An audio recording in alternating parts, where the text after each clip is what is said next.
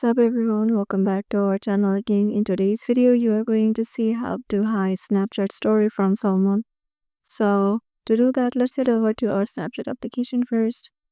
Once you're there, make sure you have logged in into your desired account and then head over to the Snapchat Bitmoji on the top left corner. And here you'll find the story section. There are three types of story you can share. You can directly share to your story by tapping on Active My Story, and there all of your friends on your Snapchat will see the story. And if you want to hide someone, then you can create a private story. So you have to create a new private story. And if you want to share a story with someone, you can go to shared story. So I'm going to new private story. And here, if you want to hide some people, you can uncheck them and check mark the people you want to show your story to. Then tap on create story, then create a name for your story. Save the name, and here you have to go to add to the private story, and you can post your private story in here.